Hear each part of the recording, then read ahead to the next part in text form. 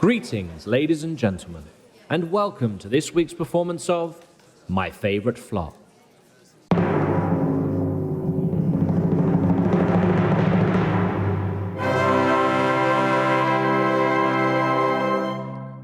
Welcome back! Oh my goodness. Episode 4. I can't believe we actually have made it to episode 4. I know. I mean, Crazy? when we set out to do this, I was like, we'll probably do an episode or two and maybe like 3 people listen to it, but nope, we're here on episode 4. People have been enjoying the show. It's awesome. I'm so excited that it's bringing so much joy.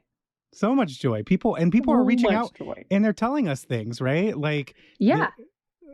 They're saying things like, oh my God, I love Marilyn, or I saw Marilyn on Broadway, or oh my gosh, Taboo is my favorite musical ever, or It was exciting to me to see people excited about Seven Brides. absolutely. Well, I think of all the shows we've done so far, that's the one that people love. People love Seven Brides. In fact, I think some people may be ready to start fights with us for calling it a flop, right? Because the show is done everywhere. Everybody Look, friends, does. flop is not a negative at My Favorite Flop. Flop does not equal bad. Flop just means it didn't make money on Broadway. And there are 5,000 different reasons for that. Many. That we hope to cover as we do this podcast, as we do all these different shows. They're all a little bit different and they all failed for different reasons, right? Yeah. And sometimes the show is just ahead of its time or, works really well at every community theater in America. Seven Brides for Seven Brothers. Okay, Bobby, I think it's time. Time for what? What have you been listening to? What have I been listening to? Okay, I have been listening to this week a show that I actually think we might do on this podcast one day because it did flop on Broadway. But just like Seven Brides, this show's extremely popular. But I've been listening to a lot of Be More Chill, actually. Oh. Be More Chill, okay. yeah. How do we feel about it? So I saw Be More Chill on Broadway, and I don't know if it was my most favorite thing I saw in New York, but the cast recording has absolutely grown on me. Now, I'm not listening to the Broadway cast recording. I'm listening to the original one they made before Broadway. Okay. But it's totally grown on me. I love a Joe Iconis score. It's what I put on my iPhone this week. So every time I start my car, I become an official member of the Script Squad. And yeah, Be More Chill. What's interesting about Be More Chill is that it's kind of like the first viral musical, right? Sure. It became huge online, with that video of George Salazar singing Michael in the bathroom. Right. And it became this viral sensation, which pushed it to Broadway. It had this huge, massive group of teenage fans who all of a sudden it opens on Broadway and they can't afford to go see it because they're actual teenagers and they live all over the world, not just in New York. But it kind of, as far as I can tell, is like the first viral musical. And then we've seen that continue on, obviously, with musicals like Beetlejuice and your most favorite musical ever, Six. Yeah, Be More Chill. And Ratatouille, which is just completely written online. Ratatouille. And now we've got Bridgerton the musical. I mean, TikTok is writing musicals now. So this is so bizarre. This is like the proud little Papa Bear of the whole TikTok musical movement. Be More Chill. I don't know. It's really great. I would love to direct the show one day. I think it's a lot of fun. It reminds me a lot of Little Shop of Horrors. It's got a lot of similarities to that. I could see that. I definitely could see that. All right. Well, Kristina, what have you been listening to this week? Well, I've been listening to an oldie but a goodie. Okay. Songs for a New World. All right. Now, have you been listening to the original recording or the new one that they did at Encores? No. The original recording. Okay. I asked because they're both fantastic. So they are both fantastic, but there is something really magical about the original cast and the original recording.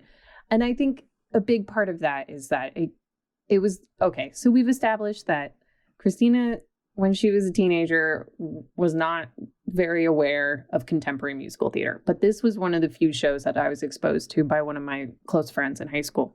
Oh, so you knew Songs for a New World before college? Did. Okay. I know. I felt really cool for knowing about it. Oh, my goodness. But I fell in love with it because, okay, it's not the one that everybody goes for, but I love Surabaya Santa. I think it's hilarious. It's so much fun. I want to play that track. Oh my goodness. Well, you could play that track. In 30 years. No, they're all young though. Like the same person who sings that. The same person who sings that sings like other young stuff. No, she sings Just One Step. That's how you again. I saw Shoshana Bean do it. Shoshana Bean's not that much older than you. I guess not, but like the character should be a divorcee, like in her 40s or 50s. In that song, but it is a song cycle. They play many. Yeah, but everything she does in the song cycle, it doesn't matter. The point is I love the show. Well, back to my favorite flop. We have a new episode today, and we're talking about a brand new show, right? Yes, we are. We have to give them the clues, Bobby. Right, but before we do, I want to say, like, I know the show is called My Favorite Flop, but it's a collective my. You know, it's your favorite flop, it's my favorite flop. But tonight is one of my literal favorite flops. Like, this is one of my favorite shows ever. Mine too. I'm super excited. So we got to do these clues, right? Yeah. So I'll give the first one. Yeah. Yep. Okay. The first clue, which we gave at the end of our last episode, is for Valentine's Day. This is a musical about communism. They're both red. They're both red. The second clue was on Twitter. It was, this musical was conceived as a vehicle for Barbra Streisand. Oh, Barbara. Oh, Barbs. Do you know what she did instead of this? Yeah, funny girl. Yeah, I think she made a good choice. So It worked out. Clue number 3, which was a visual clue on Instagram, was a shot of stars Bob Dishy and Liza Minnelli in rehearsal. You might not recognize Liza because she has longer hair. She hadn't cut it all off yet, but that was totally them rehearsing. She was also 19 years old. She's very young, very young. No sequins yet. The next one was the Facebook blog, which you wrote. It was fantastic. And it was all about the youngest Tony winners. Liza was the youngest person to that point to win Best Actress in a Musical, and she was only 19. Only 19 makes me question every single life choice I made. All the life choices. All the life choices. In our last clue, which I'm going to give everybody right now, if you haven't guessed it yet, and I think it's kind of obvious, but if not, this show marked the Broadway debut of composing team Kander and Ebb. Do you know what it is? Let's find out. All right. Flora the Red Menace. Now, what a title. Such What a a title. I don't know if it's the right title for a musical, but here we are. But it is a fantastic show. At least it's a fantastic score, right? It's actually I love this score. one of my favorite. It is so good. It might work for a play. That sounds like a play. Flora the Red Menace. It's like, okay. Yeah, I could get behind that. Like, that sounds like a serious play, not a musical comedy. Well, the title also doesn't really encompass the story, does it? I mean, kind of. Communism. Flora. But it's got that comma, too. It's like Flora, the Red Menace. It's like Star Wars. She's not. The Phantom Menace. She's not really a menace in this show. It's not like Dennis the Menace. But despite that, I love Flora. Like, I can't say that enough. The score is fantastic. This is one of those flops that even though it didn't do well on Broadway, the songs from Flora the Red Menace are still incredibly popular. I mean, you have stuff like Sing Happy, All I Need Is One Good Break, A Quiet Thing. Who doesn't perform A Quiet Thing in their cabaret act? Well, I do. So there's that. That's what I mean. Not only you, but like everybody does. It's such a fantastic song. It's a beautiful song. There's so much. And you know what's crazy about this show, which we're going to tell everybody about, it's super timely with what's going on in the world right now, right? Yes. When I was listening to that opening number, because I went back and listened to the cast album, and I was listening to it, I was like, this is too real and scary because it's all about them on a bread line waiting to get food. Right, after the Great Depression. And it was like people who used to work on Wall Street now have to wait in a bread line and get food stamps. And I was like, this hits close to home. It's very 2021. I mean, look, especially in our world, the performing arts world is probably one of the most affected by this pandemic, right? Definitely. You know, we're going to be one of the last industries to come back. You know, the idea that it's these artists, because she plays an artist in the show, out of work on a bread line, it's like, wow. This Real life. This is real life. I don't know if I appreciated the score this way until this year. I'd always liked the songs, but you're listening, you're like, oh man, this is real. Okay, wait. We gotta go over what the show's about. Yeah. Flora the Red Menace is the story of Flora, aka Liza Minnelli, Right. who's the valedictorian of her art school. She graduated in the middle of the Depression. Right. Everyone is on the breadline, and she meets Harry, who is also an out-of-work student who happens to be a member of the Communist Party. Right. She falls in love with him, and he really wants her to join the Communist Party, but she's battling with the fact that she just got offered this amazing job at $30 a week, which is a lot of money back in the 20s. Right. And it kind of still feels like a lot of money now. But that's besides the point. Okay, so she wants to be a fashion designer, right? And she gets this job working in the fashion department at a department store. So it's a big deal for her. And she's flirting with this choice of, do I really want to go down this path with Harry, the man I love, or yay, capitalism. Right. I'm going to go take this job working for the man. Right. You know, and the debut of Kander and Ebb on Broadway, that's huge. Like Huge. I mean, Cabaret, Chicago, all the shows. All my Like, favorites. this is the very first one that got produced, which is exciting, but it's actually not the first musical they ever wrote. Did you know that? Oh, really? No, I didn't. Okay, so they actually they were put together. So this is a big story. They had the same literary agent or something, and the agent was like, "You guys, I think, would work well together." So paired them up, and they started writing some like pop standardy songs. I don't know many of them, but I do know one of them was My Coloring Book. It's a Right. Okay. popular one. Barbara has done it famously.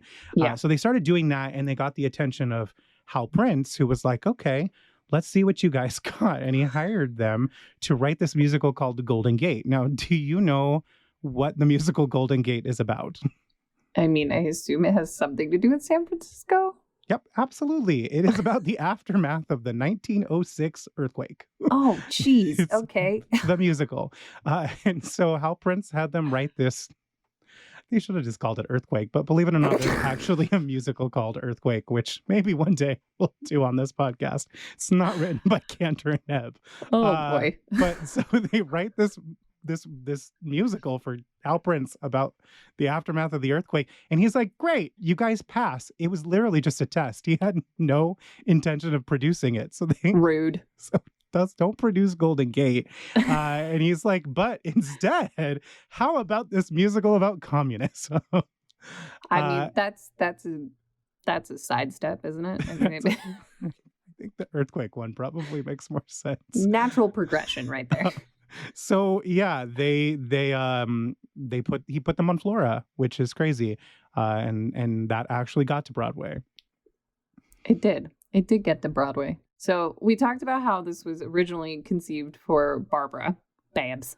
Right, and she of course didn't do it because she chose to do Funny Girl instead. Smart. Choices were made. Choices were made. So yeah, and then I think Edie Gourmet from Steve and Edie at one Right. point was imagined. But it's, we like to think of Liza. Everyone knows she's Judy Garland's daughter, right? And Vincente Minnelli's daughter as well. So it's not just mom who's famous. Dad is pretty big deal. And I think everyone just assumes, well, she had famous parents, that's why she became a big star. But No, friends. no, when she was a teenager, she famously saw, I think, the touring production or either the Broadway production of Bye Bye Birdie and was like, "I want to do that." And mom and dad were like, "Cool, figure it out yourself." And so she ended up like moving to New York alone without any money. I've read somewhere that she was like sleeping on park benches while she was auditioning for musical theater gigs. And then she Goodness. started out in summer stock. It wasn't like Yeah. Broadway happened right away. She did summer stock. I think she did the national tour of the Fantastics. Well, I'm pretty sure she did it off Broadway as well. Did she? Yeah, the libretto I have has pictures of her, like rehearsal photos of her. So in yeah, it. she did the Fantastics, which when I think of Liza Minnelli, I don't know if I think of Louisa or a soprano, but No, but she has a lot. We have to remember that Liza has a lot of technique, right?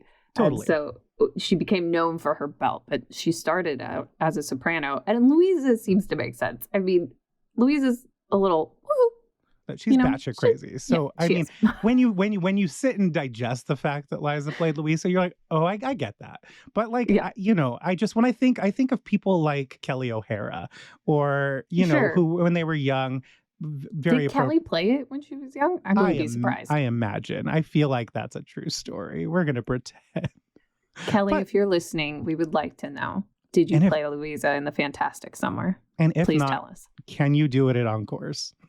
That would be great. But I don't know if I'd think of Liza, but it absolutely makes sense. Like I actually would kill to see video of that because I know, her right? much more like would be crazy. Amazing. Crazy. It's like one of the few ingenues that I fell in love with. One of the few soprano ingenues that I fell in love with that I really want to play. Yeah, and maybe you'll do it in concert one day. It'll be, just like you and Kelly. You'll split the score up. But so, yeah, Liza moved from summer stock to some production of The Fantastics. And then she ended up getting cast in an off-Broadway show. So again, not an easy road to stardom for Liza. She was cast in Best Foot Forward off-Broadway. She got a lot of really great press for that, which led to a lot of television performances. And her star was rising. Like Best Foot Forward, she's on TV. I think now Mom and Dad's fame starting to kick in. It's like, oh, Liza's a force to be reckoned with. And so then was recommended to star in the show. 19. So all of this happens before she's 19. Like, can we talk about this? I know. It really just makes me feel really bad about myself. Starring in summer stock, doing The Fantastics somewhere, off-Broadway musical, rave reviews, television performances. Okay, now you get a Broadway show. And she's just 19. Yeah, after like 4 other people turned it down. Oh, I guess we'll go with the 19-year-old. We'll go with Liza. Why not? Why not? So they went with Liza. The show didn't do well, but it kind of really launched her career. And It did. And it also launched her relationship with Kander and Ebb. Right. Well, both of their careers took off after this. So it wasn't one of those sad stories where the show flopped and, major players involved didn't move on to bigger things. No, Liza became a legit celebrity. Kander and Ebb became Kander and Ebb, and not only alone, but together. Like you said, they were besties. I mean, how many Kander and Ebb shows did Liza do? I don't know that number off the top of my head, but there had to have been at least 3. I mean, she did Cabaret the movies. Right. That's another one. She stepped in to Chicago for Gwen Verdon. She's like, "Oh, Gwen, you need to I didn't know that. That's cool. Wait, you didn't know that? No. Oh my! See, this is why you need to watch Fosse Verdon. We were talking about this. I This is know. why. Gwen Verdon, I think, had to get vocal surgery or was on vocal rest, and Liza, as a favor to Gwen and Bob Fosse, favor, stepped in, but was like, "I don't want to steal Gwen Verdon's thunder. Don't put it in the playbill. Don't put it in the press. Don't announce it." And so, like, rumor has it that people had found out and started buying tickets. But for many people, they didn't know until right before the show. It was like, "Ladies and gentlemen, tonight the role of not Gwen Verdon, tonight the role of Roxy Hart will be played by," and everyone's like groaning. And it's like Liza Minnelli. And everyone's like, "Oh my gosh, Liza is doing Chicago." It's funny because I guess that makes sense. I always think of Gwen as Velma. I know that that wasn't what she started out with, but Right. I always think of her as a Velma. I definitely see Liza as a Roxy because, again, woohoo. I mean, so she did it. And she almost starred in the movie for like 20 years. She was attached to it. Well, then it took 20 years to get made. Right. When she got too old. I mean, maybe she'll do it in concert with you and Kelly O'Hara. You could still play Roxy. You should play Roxy. I want to play Velma. Okay, you can be like Cheetah and play both. Okay. And BB Newart did it too. So there's a long history. You know what? There is. I think I should be the next one to do it. I'll play both. So, listening to Flora, you can see seeds of each of their, magic and mystery. Liza has these crazy belting numbers, you know what I mean? That really kind of give us an eye into the cabaret world that she would come into, not only the movie, but a lot of her solo concerts and things like that. Musically, you start to hear bits and pieces of that iconic Kander and Ebb sound, but it's all of these people, but it's not just them, right? Like there are other famous people attached to this project. Right. I mean, the book writer, George Abbott, was a huge deal at the time. Not only book writer, also the director. Right. And he directed a lot of what he wrote. Absolutely. But legendary, like some legendary shows. Damn Yankees, Call Me Madam, Pajama Game.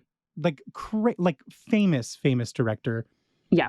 And this was really his first public flop.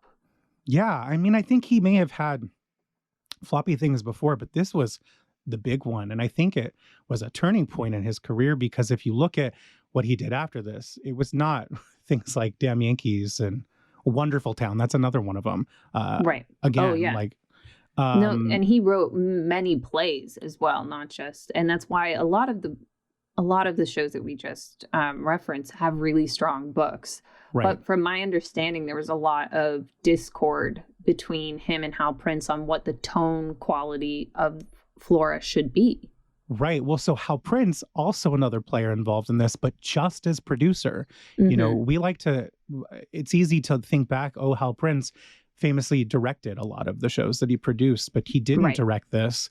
In fact, he hadn't really started doing that yet. He was just this creative producer force in New York. And what I read was that this was a big catalyst for him to make the decision to start directing the shows that he was producing, because him and George Abbott did not see eye to eye on how to make this show work. Right. And one of his biggest regrets was physically not directing it himself, you know, after everything was said and done, which, you know, good thing, because then we got famously like all the great shows.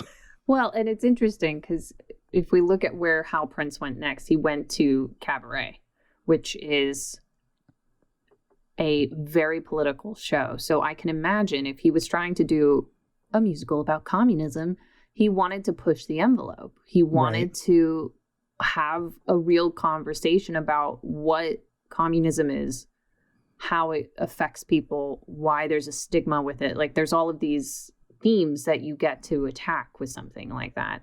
Right. And George Abbott was like, no, I don't like communism. I'm going to stay over here on this side of the line. Well, yeah, I think I read somewhere that he was quoted as saying he didn't understand why someone would ever join the Communist Party. That was his personal view. And so that is the viewpoint of your director and your book writer.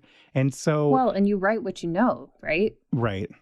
Yeah, it's a fascinating little musical, right?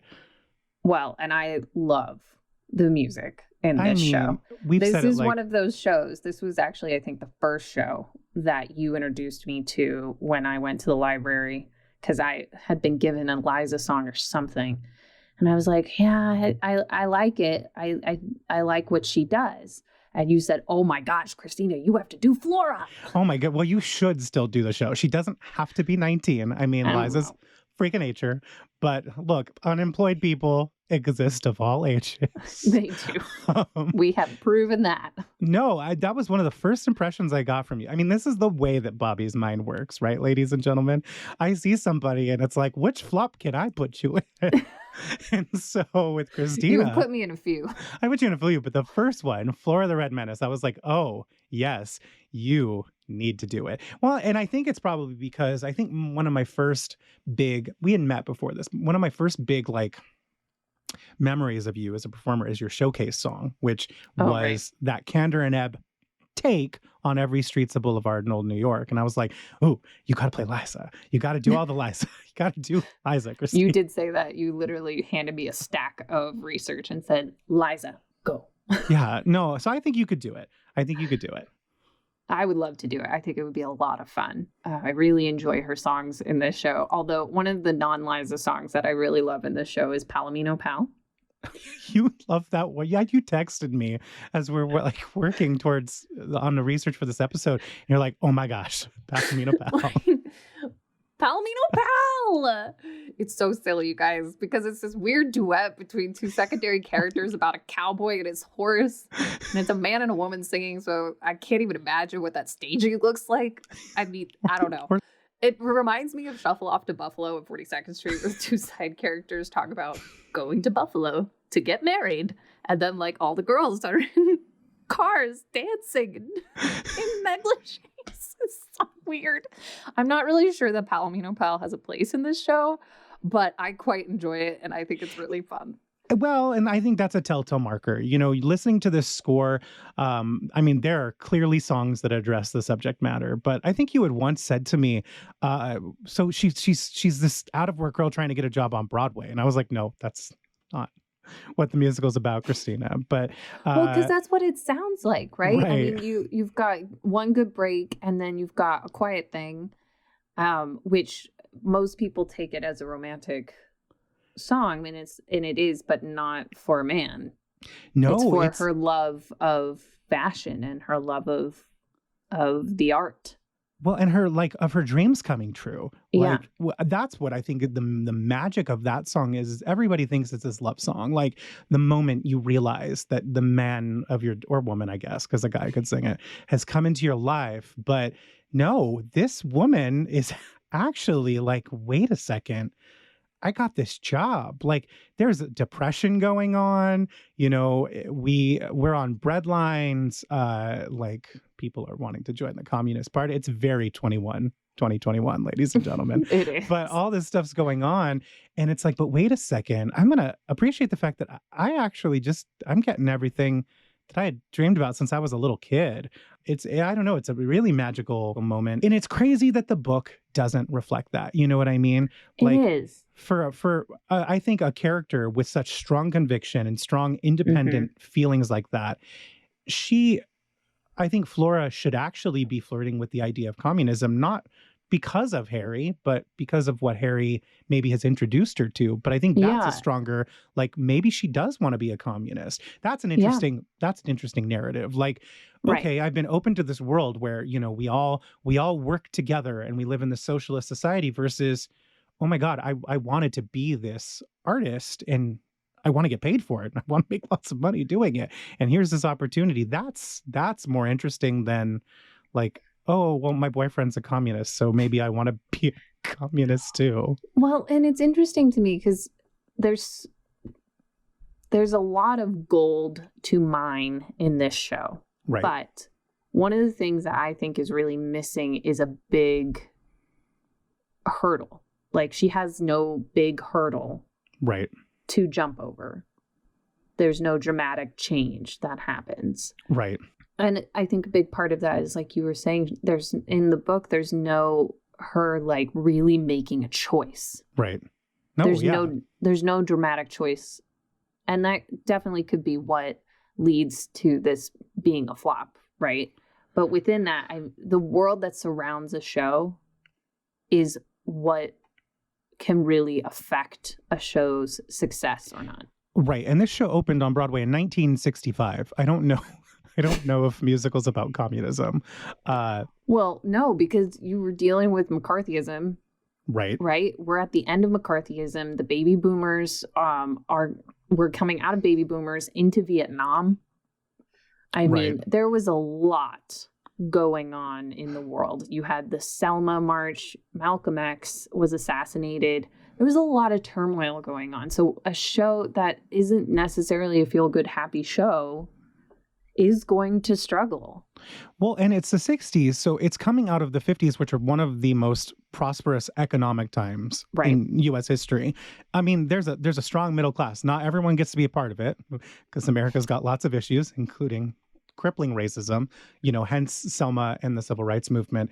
But by and large, white middle class America, which was a large majority of the ticket buyers on Broadway, they're doing okay. So here comes this musical about the C word, you know, about communism, which is still a dirty word in the United States.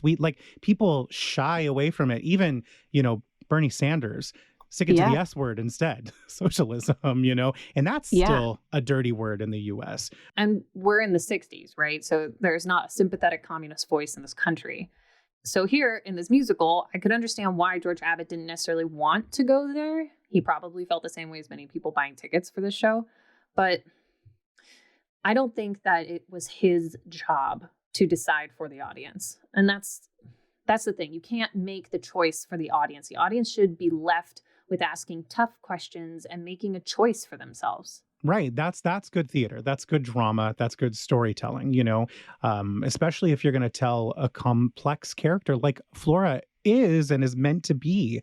Yeah. Yeah. So you have to embrace your complex. You have to love them as, I think, a storyteller, especially as a writer and as a director. And I don't know. It's also important to remember as a writer that the audience knows when you're lying to them. Always. Always. They absolutely know. Yeah, they may not like put a label on it as you're lying, but they know in their core that something isn't right. Right. And Right. that is not something that you can just ignore or hope that they don't notice. Right. Well, so what else was popular on Broadway at the time then? So if Flora didn't do well, this communism musical. Right. Flora did not do well, but What was- ironically, nothing really did well.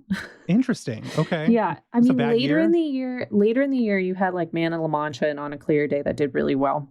Right. And then you even had a show like Skyscraper, which I had never heard of, but was not a flop and did very well. It had 248 performances. That's like 2 under our benchmark, but if it made I its money know. back, so And the most popular at the time was Half a Sixpence, which has is- never had a revival, and that's shocking. I mean, so people they love it in the UK still. Like it gets Oh, done I know. all the They time. had Like the revival a few years ago, with Charlie Stemp, who who is spectacular. I saw him in Hello Dolly because I saw Hello Dolly the revival many times. Well done. Wonderful. But Half a Sixpence, then that was not just like, oh, it's going to play. It played like how many performances? 512. Oh my, like that was a big fat hit. And Big fat hit. but it's crazy that was a hit in the mid 1960s, but we've never seen it again. So I think that show must have very much been a product of exactly what American audiences were looking for, Yeah. given the surrounding world, and we haven't been back. Maybe that's what will survive after COVID. Oh, completely. I Half mean, a if you look at the Sixpence. movies, the year that it came out as well, you had Mary Poppins, Huge. Sound of Music. Huge. People love Julie Andrews. Love Julie Andrews. And here comes another Julie Andrews, but not in the film, My Fair Lady. Then you have Goldfinger, was like one of the most popular movies of that year. People And love then James the Bond. music as well. Pop music at the time was all about rock and roll. Oh, Right? You yeah? had the Kinks, Beatles, the Stones, the Animals, like everybody. You had the British invasion was happening at that time. So there was this weird cacophony of pop culture. And then you have Flora the Red Menace. Back to Liza, you brought up the Beatles and the Animals and things like that being really popular at the time. Something that's interesting to look at is Liza Minnelli never really had a huge pop rock career. And I bring that up because she really came up around the same time. This musical was conceived for Barbra Streisand, who not Right. only Tony Award winning actress and an EGOT, Oscars, she produces, she was also a huge pop star. You know what I mean? Right. And There were also a few of them like that. A few of the leading ladies of Broadway, Bette Midler. Midler. But then Liza didn't sneak right in. And it's kind of, I don't bring that up to be like, oh, Liza didn't make it. It really is a turning point for Broadway. We have these huge rock groups taking over the British invasion, and it changes American music forever. We've never gone totally. back from there. But I think it really is like the huge turning point from when Broadway went from being the birth of a lot of these popular music stars and also popular music in general and Yeah. diversion to something else. Because Liza tried. She really tried to be a pop star. She had pop albums, and they did not take off the same way. And she kind of carved her own niche. You know what I mean? She did her own. She totally did. And I thing. mean, she ended up touring all over the world, as we learned on After the Bows On after the with Cortez Alexander.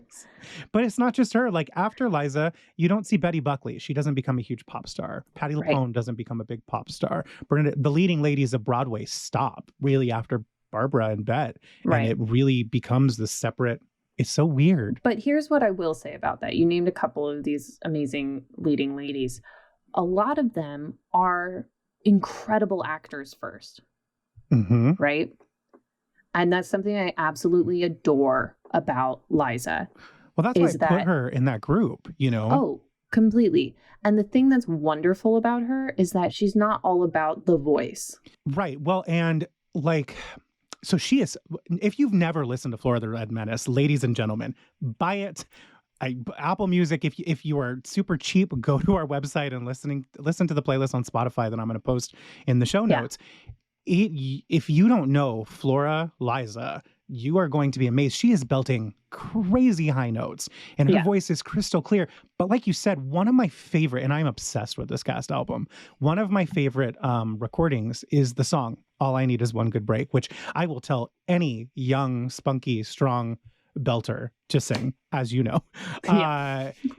She's singing this thing, and before it gets into the meat of the song, she does this job application, where she is writing this job application for the job at the department store. And she does this phrase where it's like, I'd be glad to tell you, Mr. Merrick, and then she literally guffaws in the middle of the musical phrase. She's acting on the recording. She's not just acting on Broadway. Like, we expect that, or we hope that she's acting on Broadway, yes. But she's in the recording booth doing the album. They don't record these on a Broadway stage.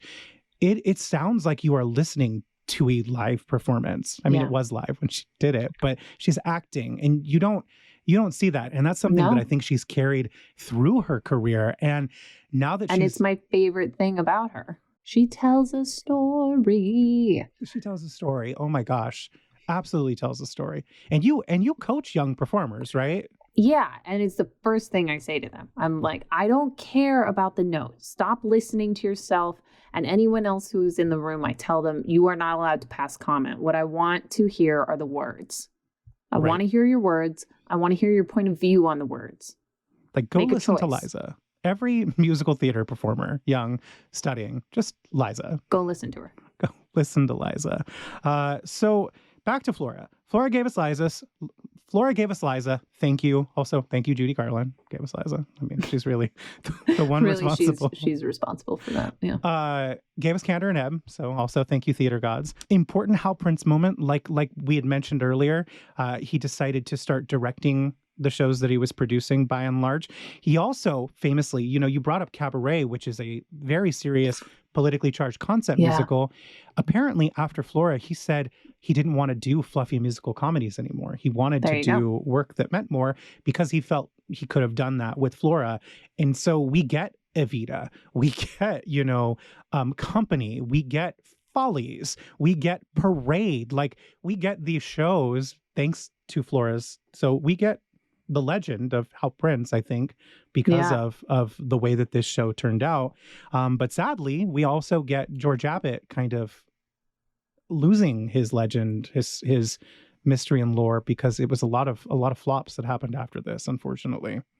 Yeah, which is too bad. I think George Abbott, he might be one of my favorite classic musical book writers. He's a big one. Yeah. I just appreciate that he takes, aside from Flora, we've already talked about it, right? But on a lot of his other stuff, he really takes the time to actually flesh out a full storyline, and it's not just what gets us to the next song, right? It's about connecting all the dots, which I really, really appreciate. Okay, so Flora flops on Broadway. Sometimes when shows flop like this, they are kind of forgotten, but this one persisted. I imagine it's because Kander and Ebb became huge, beacons in the industry. I think even having Liza's name attached to the first production will make an impact. Absolutely. So it's been attempted a couple times. There was a TV version of it. I don't know if you knew that. No. You're making the strangest face right now. Okay, there was this Sunday morning TV show on CBS called Camera 3. And it was essentially for like cultural elitist. That's why it was on Sunday mornings, because, the cultural literate elite are the only ones who wake up early on the weekends. And this show was on CBS for like 20 years, from the 50s until the end. I've really never heard of this. That's impressive. Camera 3, go look it up. Cool. But they do an episode in 1978 on Flora the Red Menace, and it's 30 minutes long. So I don't know why they chose Flora, but they obviously only were like, we're going to do this much. We're gonna do it's like a concert version. Yeah, it's basically just songs and narration, honestly. I watched the entire thing. Okay. I didn't know it existed until, we jumped into this. I was like, random Google. I knew lots of stuff about Flora, but TV, okay. And the fact that I could find it was really weird. But that kind of disappears. And then it gets revived. Right, off Broadway though, right? Off Broadway in 1987 at the Vineyard Theater. And there were some famous players attached to that, yeah. It was, do you know who directed that? Yeah, it was Scott Ellis, right? Scott Ellis, which directed a lot of Kander and Ebb stuff, Steel Pier, and The World Goes Round, which is one of my favorite reviews ever. I love The World Goes Round. He also directed a lot of Frasier. Fun Wait, fact. really? Yeah. Okay. BB Newirth. It all comes back to Kander and Depp. But choreography by Susan Stroman. It was totally a Stro show. So Stro show. that means everyone had to be 5'9" with legs. Yes. Legs up to their necks. And Vianne Cox. If you don't know who Vianne Cox is, she was the Caucasian stepsister in the Whitney Houston Cinderella. So she was Flora. I love that. That's fun, right? That was fun. But they totally, so what they did to fix it, quote unquote, is they threw out George Abbott's book. They're like, no, thank you. And they made That's smart choice. more serious. They Okay. streamlined the plot. They added a bunch of cut songs back into the show. And they basically made it like a Hal Prince concept musical because they put a framing device around it. Okay. It is being presented by the WPA, the Federal Theater Project. So it's like a government theater in the Depression, putting on this musical about the dangers of communism. Oh, that's smart. All right. That kind of solves your issue. Yeah. And so they which allowed them to do it very cheaply too. So it has like no sets and costumes because it's this like Federal Theater Project. It has no money, Right. And it has I kind of love that. I mean, I'm always a fan of a simplified set. Right. Well, and there's only like 9 people in it, and they double as all the characters. And I don't know if it was available for licensing before this, but I do know that it did become available after this. Is this what Reprise used?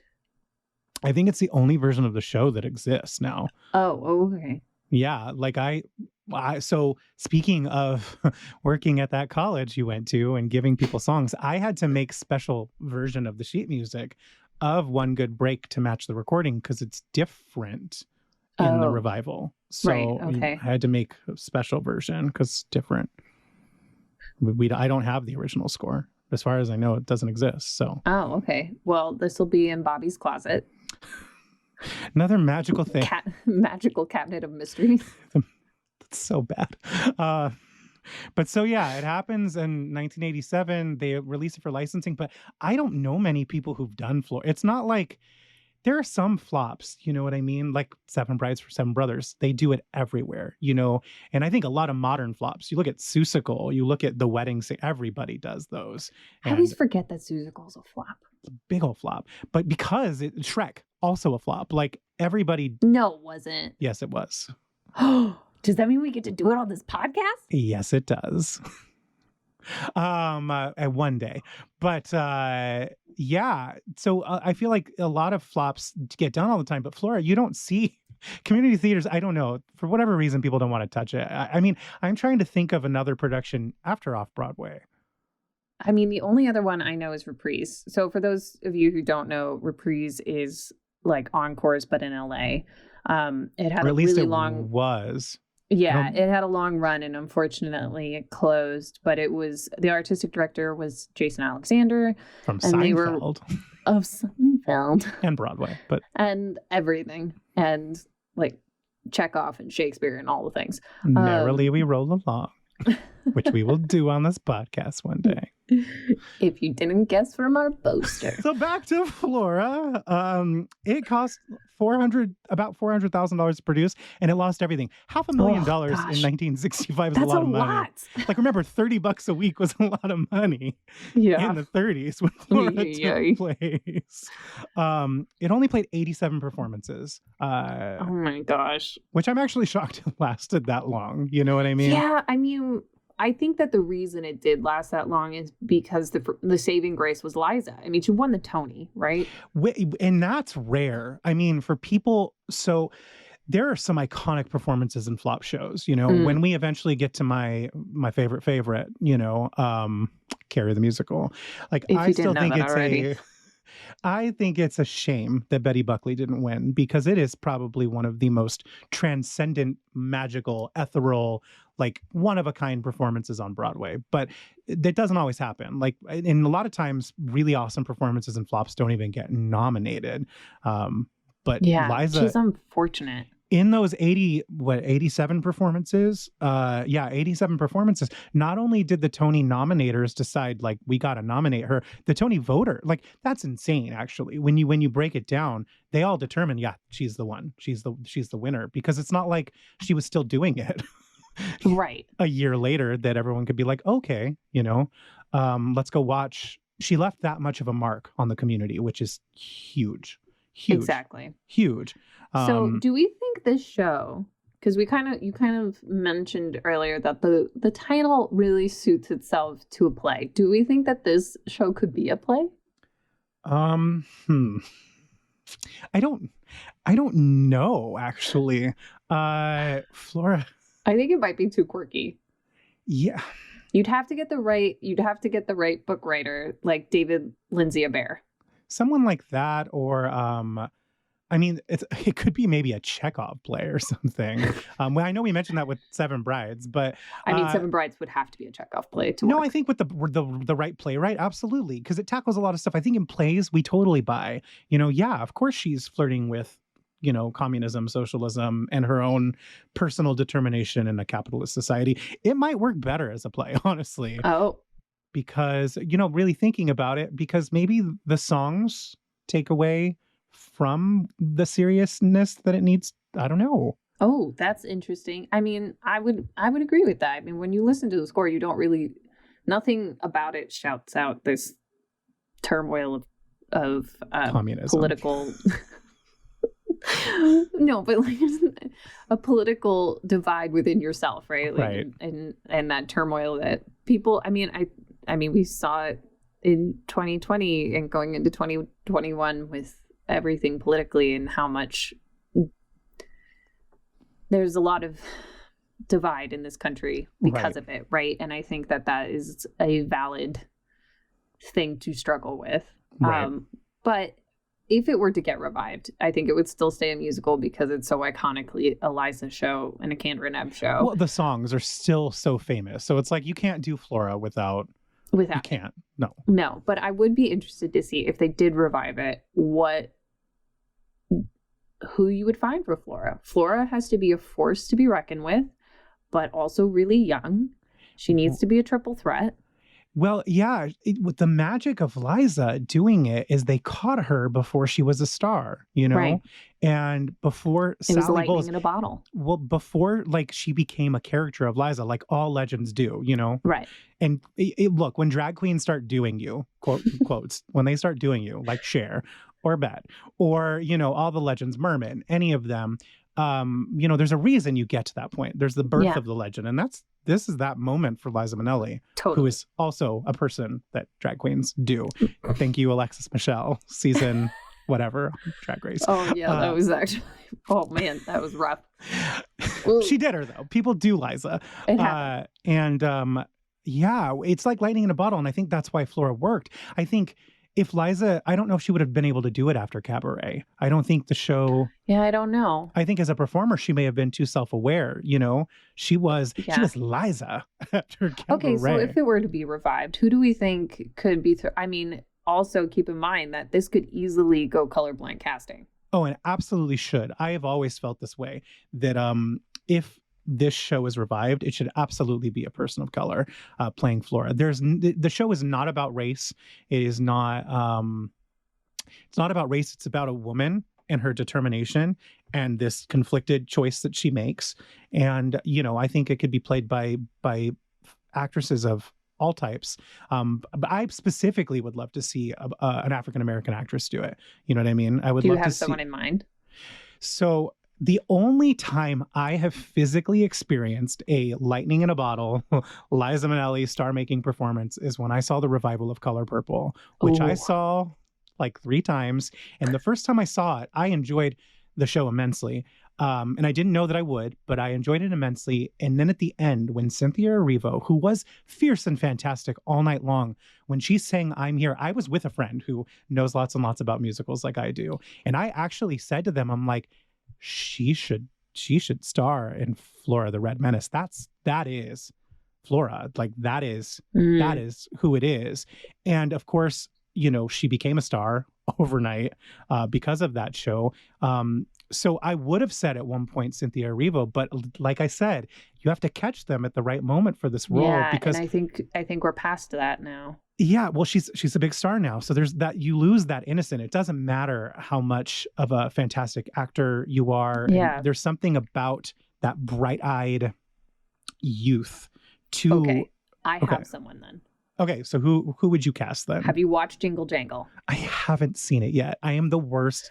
I know. You I have know. to watch it. I know. Okay, that's your It's like homework. 6. Even though it's a like Christmas movie. 6. It's like 6. No, but the little girl in Jingle Jangle is yes. All right. Oh gosh. Well, do we know her name? Madeline Mills. Madeline Mills. So Madeline Mills is going to star in the Broadway revival of Flora the Red Menace, produced by Bobby and Kristina, and Produced by My Favorite Flop. My Favorite Flop, and all of you listeners, because you're all going to put money into it. It'll be like Ken Davenport's Godspell revival. The people of Flora.